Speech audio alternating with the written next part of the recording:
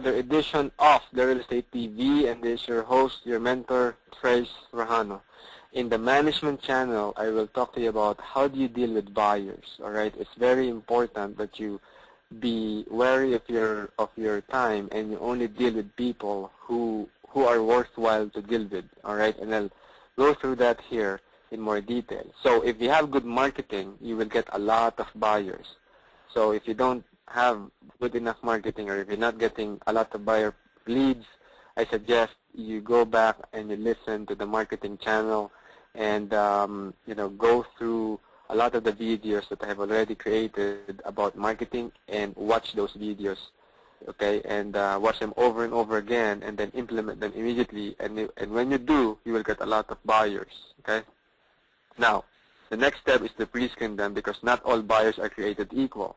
And definitely not all people who say they're buyers will buy your property, okay?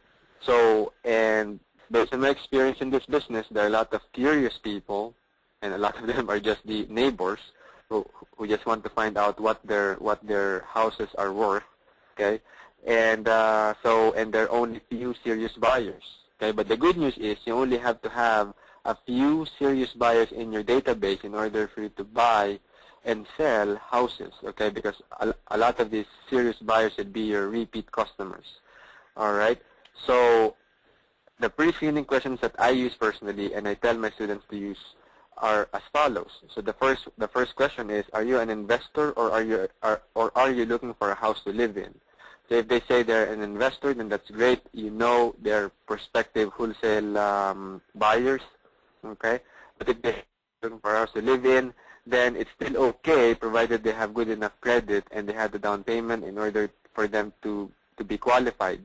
So what I suggest you do, if you have a prospective buyer who is a retail buyer, I suggest you have him or her pre-qualify first with a mortgage broker. And when you find out that he or she is pre-qualified, that's the only time that you will deal with him or her. All right? So you have to be conscious of the time that you're spending. Okay, because, this is how you can do this business part-time. This is how I do this part-time. So the next question then is, once you've determined that your buyer is potentially qualified, and let's say he is an investor, you ask the question, if you like the house and you can work with the numbers, how soon can you close? Okay, if he says that, oh, I need 45 to 60 days, you know for a fact that he or she is not a good buyer, because especially if it's an investor, because then he or she will need a bank loan. And in today's market, banks don't want to lend money, especially if it's money to be used in real estate, more especially if it's money to be used in investment real estate. All right? And then the next question related to that is, okay, that's great. If let's say he says, I can close in 2 weeks, then you ask the question, so what's your financing? Okay, this is sort of not really tricking him into answering this, but it's sort of cross-check whether or not he can really close in 2 weeks. So if he says, oh, I need a bank loan, then you know for a fact that he is not a real buyer, because a real buyer in today's market, has the cash, and they don't need a bank loan, and that's the only way they can close in 2 weeks or less. Okay, because if you need a bank loan, then you need more than 2 weeks. I guarantee it, whatever bank it is. Okay, if it's a hard money loan, it's the same thing. Before, high money loans are easier to deal with, and even though they charge an arm and a leg, it's worthwhile because the money is quick. However, today, because a lot of them got hurt with the subprime fiasco, then they're also as conservative as banks, and they don't want to lend money as quickly as they used to. So if your prospective buyer say, oh, I have a hard money lender, then you know for a fact that he is not a good buyer as well, okay?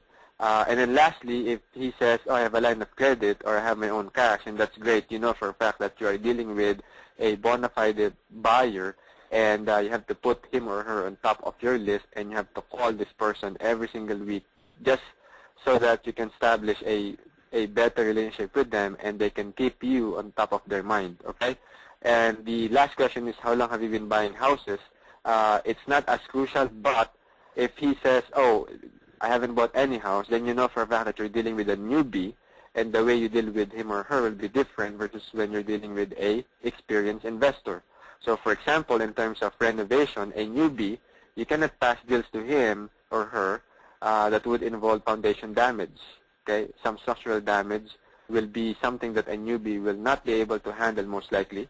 Okay, you give those kind of deals to more experienced investors. Okay, for a newbie, aesthetics or cosmetic changes like changing the paint and the carpet will probably be what a newbie can handle. But if you're talking about structural damage, mold issues, and so on, probably, it will not be right for you to pass deals to him or her that would, that would involve those challenges. Okay, so for the newbies, pass on the easy ones. For the experienced investors, pass on the more difficult ones, but also give them more profit. Okay, so all right. So next week I will talk to you about how do you show houses without wasting gas and time. Okay, I see a lot of beginning investors waste a lot of gas and time driving around or driving buyers around when they don't need to do that. So next week I will talk to you about that and how do you do that exactly. Until then, this is your mentor, Trace Trujano.